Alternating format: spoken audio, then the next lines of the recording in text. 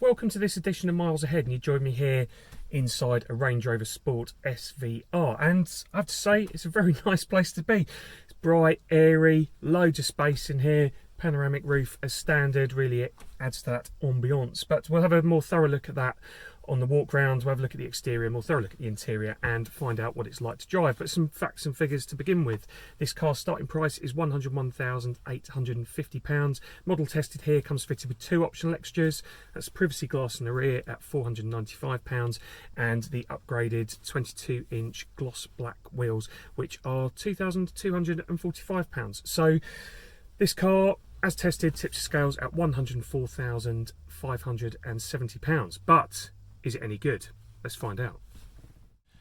And here it is, the Range Rover Sport SVR. Now this is most certainly one of those cars that you will know on first viewing whether or not this is a bit of you. It is every inch a big, bulky, defining super performance SUV type thing. I mean, look at it, it's very aggressive, it's not subtle, and you know, that's obviously what people want, because these cars sell incredibly well. If you like looks, you like looks. If you don't, you don't. But there's no denying its appeal. It certainly fits the bill and fits an audience. So as I mentioned up top, these are the upgraded wheels. So these are the 22-inch gloss black 5-spokes. You can see huge brakes in there as well, because they obviously have to do a lot of stopping on this car. It weighs well over 2 tonnes.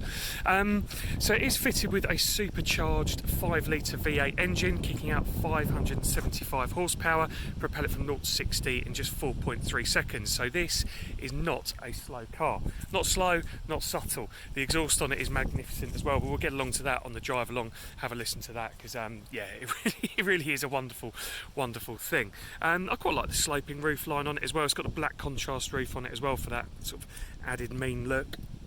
And as we come around the back here, you can see the privacy glass I mentioned up front. Again, I think that suits the profile of this car.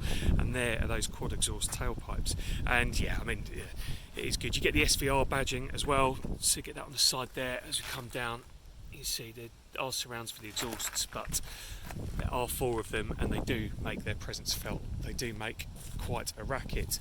I mean, other styling touches that are unique to the SVR, I think it's just the SVR badge on the front. You get the sort of aggressive black grills on the front, and there's an SVR badge down here as well. But other than that, I mean, it's not that much different to the standard Range Rover Sport, I don't think. I mean, I think the wheel arches are slightly flared on it. I think this Estoril blue colour is unique to the SVR range, and that really suits the profile of it. I mean, I do like the colour. I think all cars look better in dark blue. But while we're around here as well, we'll just have a look in the boot. Yeah, there's plenty of space in here. So we went to a wedding this weekend in Suffolk, so we've covered getting on for 400 miles in this car. Actually, it's been a perfect companion for that sort of journey. But what's it like inside? Let's have a closer look. We'll start in the rear, because it's definitely the sort of car you'll use for family and everyday use. So the back seats will definitely see some action. As you can see, there's plenty of space back here. The outer seats are both heated. You can recline them as well. There's the lever down here, and you get a nice central armrest as well. A bit of netting for some extra storage. The outer rear seats also have ISOFIX. You can see my son's seat is in there, and the rear passengers, there's a couple of sockets down there for plugging in your phone and that sort of thing, and you can control your heating back there as well. So yeah, plenty of space, light, airy place to be, quite comfortable. But let's see what it's like up top. And this is the view from the driver's seat. Yeah, it's all very nicely laid out in here. So you've got 2 touch screens. This is for your sort of climate control. You can change your vehicle dynamics here as well, and that's for your radio and everything else. And you get a nice screen up here, which is easily configurable. But we'll just start it up. Just hear that V8 burble into life straight away. Yeah, this system's very easy to use. Actually, I've got on very well with it. I've used Android Auto very easily with it and all that sort of thing. So no complaints. You can control your volume on steering wheel here, and the cruise control, adaptive cruise control, this is fitted with as standard. That's really easy to use in here, and it's got lane keep assist and all that sort of thing. Heated steering wheel as well. So it's got all those sort of nice luxury touches to it. There's quite a clever use of space in here, so I'll put the key in there at the moment. There's another storage space in there, and you also get the door bin down there as well for extra storage, which is really quite useful. And then coming across to the middle of the car, a couple of cup holders in there, of course, and then into the centre console. Got another deep storage bin and a couple of USB ports there as well for charging your phone and whatnot. It also has 2 glove boxes, so got some sweets in there from the long journey, and you've got the second glove box down there as well, and again the other side, the door bins and everything else. While we're over this side, I'll just point out the Meridian sound system. That's really good actually. I was really impressed with it. We reviewed the Range Rover Velar, I think it was before I started the YouTube channel, and was really impressed with the sound system in there, also supplied by Meridian, and it's yeah, it's not disappointed in here. It is a really good system. Another SVR badge up there, and when you get up to the centre console here, so you can close the blind for the panoramic roof there across the top. That's nice and easy to do. It doesn't operate as a sunroof, but you know, it does let in a lot of air in here. And you also get this nice suede headlining, loads of suede everywhere, which is really nice. And these sports seats again come as standard, really adjustable. You know, super easy to use, and you know, really comfortable for a long journey. So on long journeys, mentioned we've been to Suffolk for a wedding this weekend, so I've covered 350.9 miles in this car, and it was a really good companion for that sort of journey. So it was me, my wife and our newborn son. He was 12 days old, so yeah, might have been slightly mad to tackle a wedding in that scenario, but this car made it really easy. He slept the whole way, so if you are interested in having a car that makes your baby go to sleep, then maybe it is £104,000 really well spent. But you're buying the SVR, you're buying the performance version. What is it like to drive? Let's find out. Right, what's the Range Rover Sport SVR like out on the road? We'll start by listening to that exhaust note.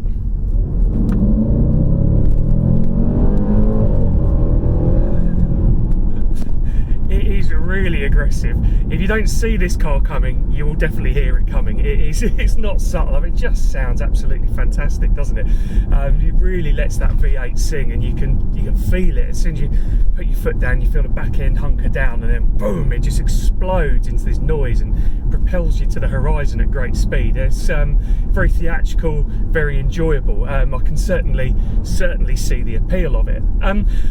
Going to go to a negative though, so we've got it in dynamic at the moment, and I'll flick it back into comfort, and it just quietens everything down a little bit. But even in comfort mode, the ride is too firm. It is, you know, you feel every bump in the road. You go over cat's eyes, you feel them. Potholes, it's okay with speed bumps though, bizarrely. It feels quite composed over those, but I guess you're expecting them. But the rest of the time you do, you feel too many of the road's imperfections beneath you, which is a bit of a shame. Yet also at the same time, quite a lot of body roll. It just wallows around a bit like you're sort of doing some weird drug-induced slow dance. And a couple of people who I have given lifts to in this have sort of said they were sort of reaching out to sort of grab hold of something, you know, when you're driving it in a more aggressive fashion. I mean, it holds the road superbly well, and you know, I guess everything's set up with performance in mind, which is understandable because this is being pitched as a performance SUV, but it is simultaneously a little too stiff and a little too wallowy. I mentioned the Range Rover Velar earlier, found the ride in that just to be more settled, more composed. So it does beg the question, if you are looking for a more pliant, comfortable car, are you better off, you know, getting a Range Rover Sport but perhaps not in SVR guise? I don't know, but going away from that, cars should be emotional. There should be an emotional decision to attach to a car, and there certainly is with this. I mean, it packs theatre, it's got looks, it's got presence, it's got noise, it's got performance, it's got so much going for it, and it makes you feel a certain way. And you know, as I said at the top of the Walkaround, that way isn't for everyone. I understand why people don't like this car. There is arguably something a little obnoxious about it, even a little offensive. You know, we're living in an age of, you know, more frugal petrol consumption, that sort of thing, and I've been going up and down the motorway and only got 24.5 mpg out of it. But do you know what? I've enjoyed it. It does sort of fit in wherever it goes as well, this car, which you wouldn't necessarily expect it to.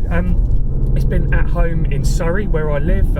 Went up and down Weybridge High Street a couple of times, and this was not the only Range Rover Sport SVR on display. And on our way out to Suffolk, we went through Essex, and the Range Rover Sport SVR has been a bit of a seller in Essex as well. And then you get out into the countryside of Suffolk, and it fits that bill as well. It does fit the countryside rather well. It is a proper off-road car, and it feels well suited to those conditions as well. So it's actually a pretty good all-rounder. On the motorway, it was very comfortable.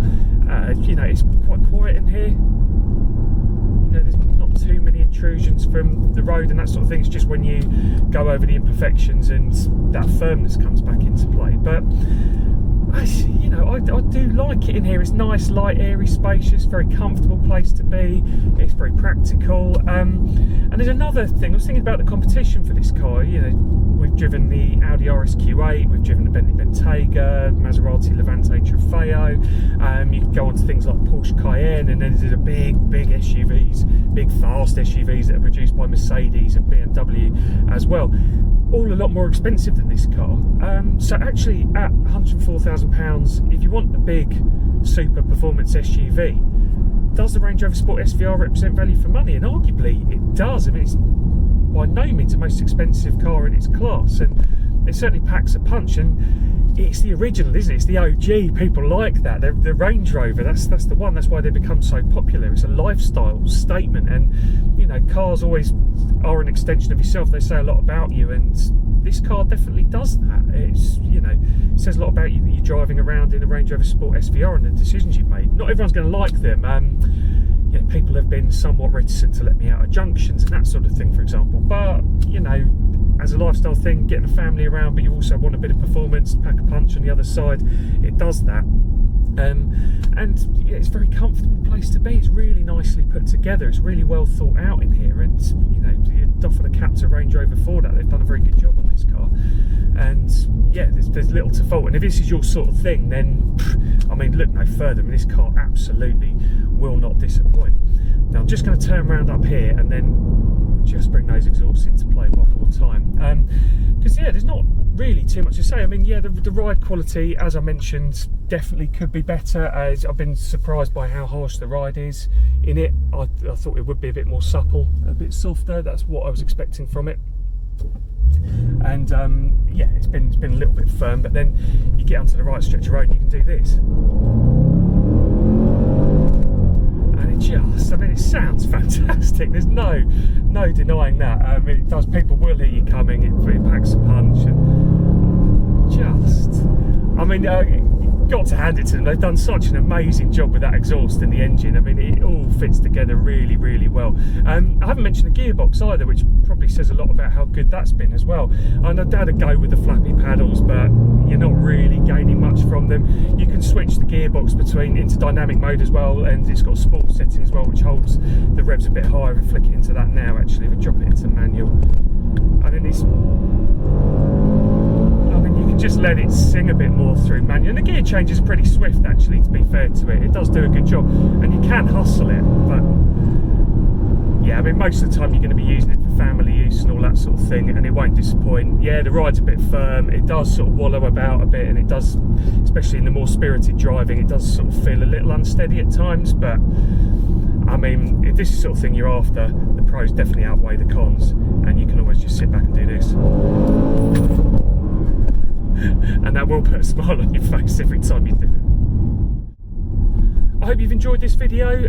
If you did, please hit the like button. Please consider subscribing. We've got loads of videos on the channel, and we've got loads more coming up as well. We've got a Kia Stinger GT, we've got an Alfa Romeo Giulia Quadrifoglio, we've got a Cupra Formentor. We're hoping to review the full fat Range Rover as well shortly, and an outside chance we might get a Lamborghini Aventador in before the end of the year as well. And we're talking to people about a range of other cars as well. So yeah, please hit subscribe. Hope you've enjoyed this video, and hope to see you again soon. Thanks.